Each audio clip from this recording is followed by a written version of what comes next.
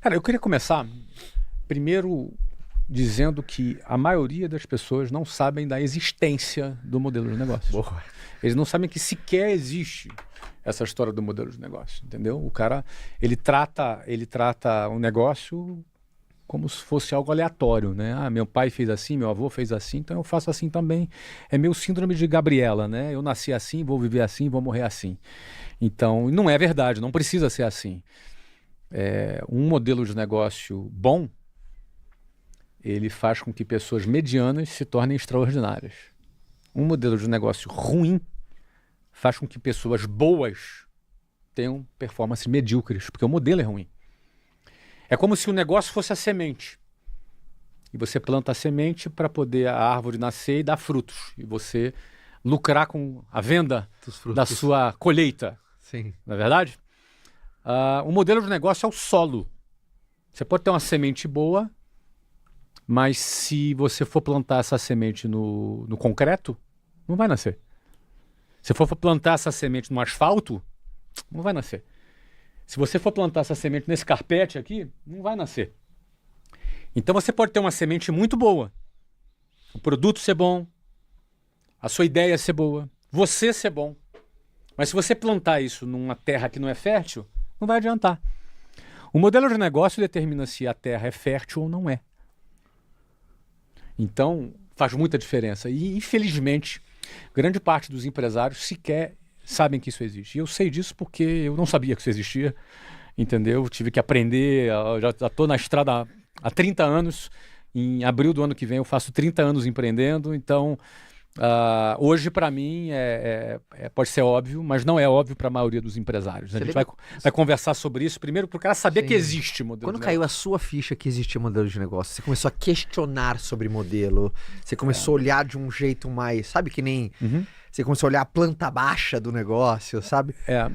Caiu a ficha porque eu montei a minha primeira escola em 1995 e eu mais ou menos eu fiz um desenho de modelo de negócio baseado na referência que eu tinha e que não era o melhor modelo, mas era o suficiente para eu começar naquele momento.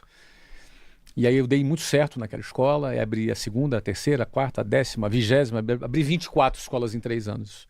Cara, eu inaugurei uma nova escola a cada 45 dias. E uma escola tem 400 metros quadrados, é como se fosse uma clínica, sabe? Uma escola mesmo. Então foram 24 obras em 15 cidades do Brasil. Eu tinha... não através de franquias, todas né? próprias, entre meus 23 e 26 anos de idade. Ou seja, eu terminei meus 26 anos de idade com 24 imóveis alugados, com 1.000 funcionários. Já era experiente em obra já, né? Já, a Luciana, que era experiente em obra, enfim, né? Mas o ponto é assim, Caio, eu comecei a pensar em modelo pela primeira vez, na realidade pela segunda vez. A primeira vez eu pensei quando eu montei a primeira escola, mas eu não sabia nem que eu estava pensando em modelo. Mas eu estava.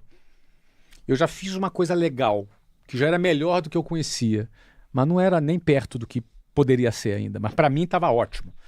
E eu dei certo naquela escola. Depois eu peguei aquela escola que eu dei certo, eu fui replicando o que deu certo em uma, abri a segunda, a terceira, eu fui até 24. Então eu peguei a primeira que deu certo e repeti 24 vezes o que deu certo.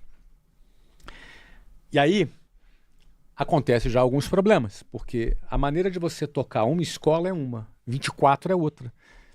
Qual era o meu modelo para tocar 24 escolas? Era repetir 24 vezes o que eu fiz em uma.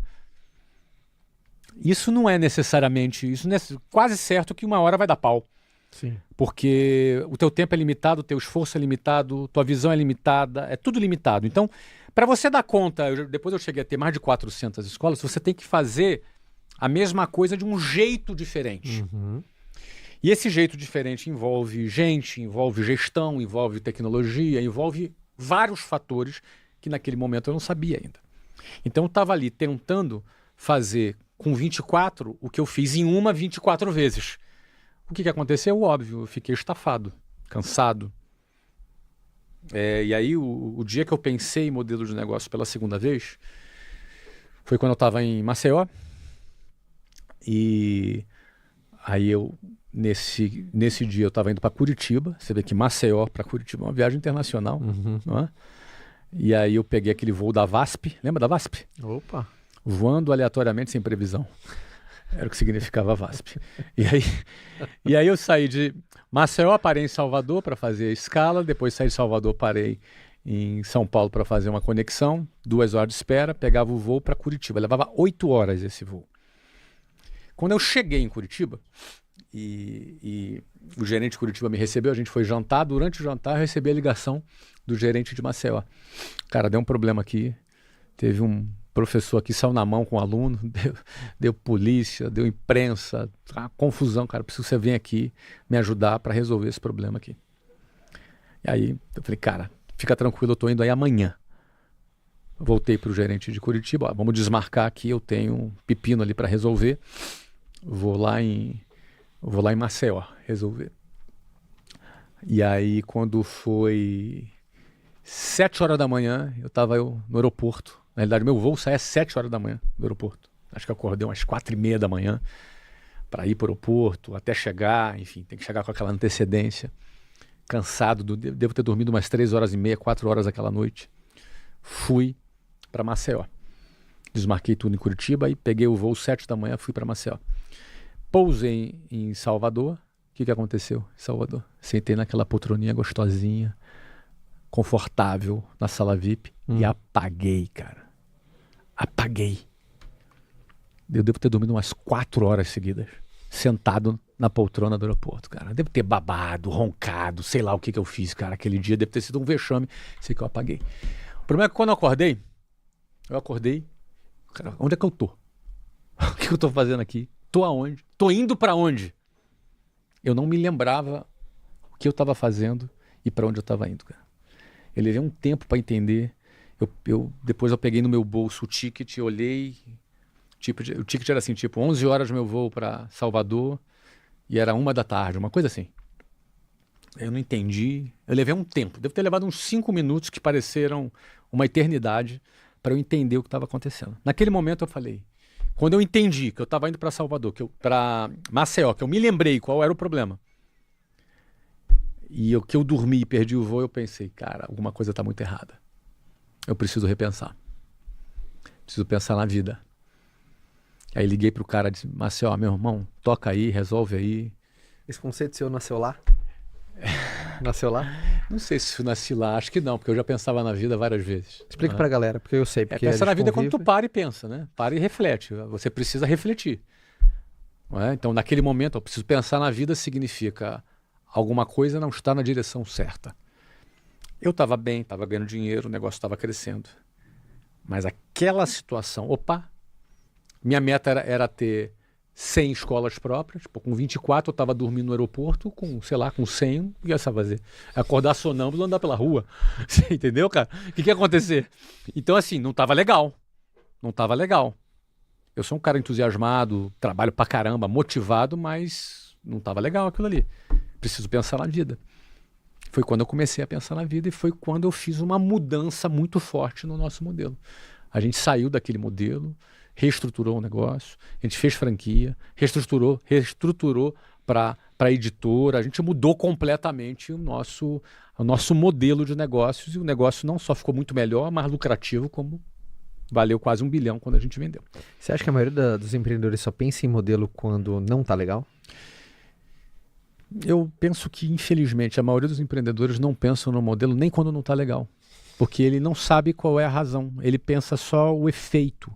Ele não consegue enxergar a causa do problema. Você olha pro caixa, por exemplo, talvez, né? O caixa não tá legal. Ele só pensa assim, não, eu tô gripado, eu tô espirrando, entendeu? Mas ele não sabe que aquilo ali pode ser por baixa imunidade, aquilo ali pode ser porque tá dormindo pouco, ele não sabe a causa, ele só sente o efeito, entendeu? Grande parte dos empresários, Caio, apesar de serem empresários, trabalham para ganhar o seu lucro no final do mês.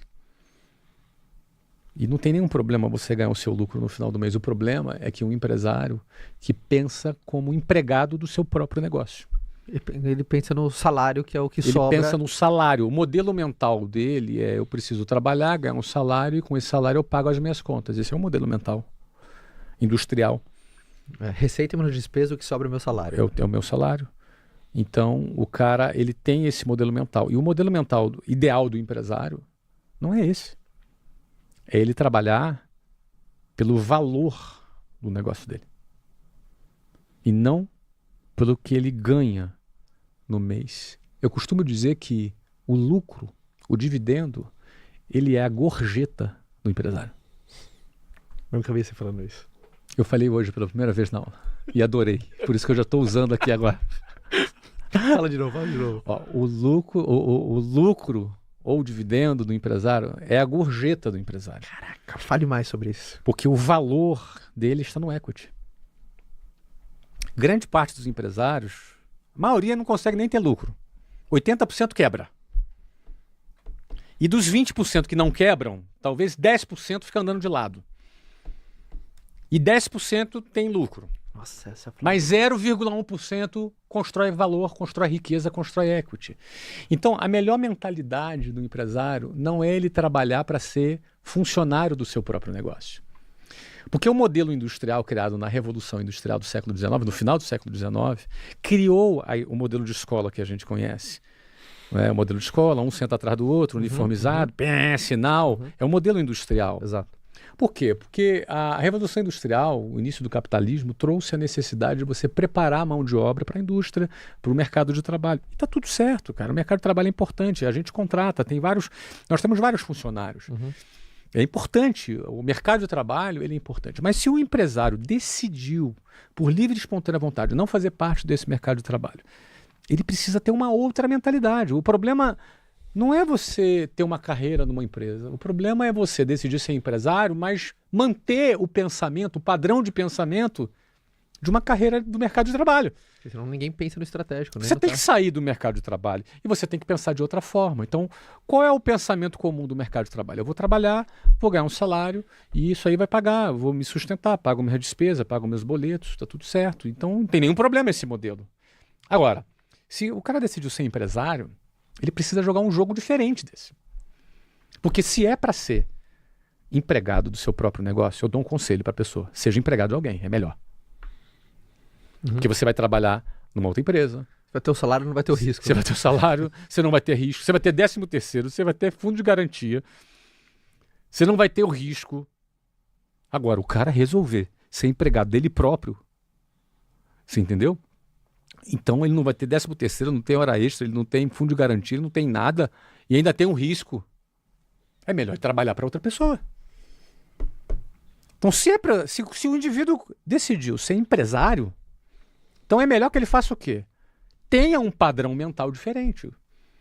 Ah, mas Flávio, mas isso só funciona para quem já é grande. Não, você tem que ser desde o início.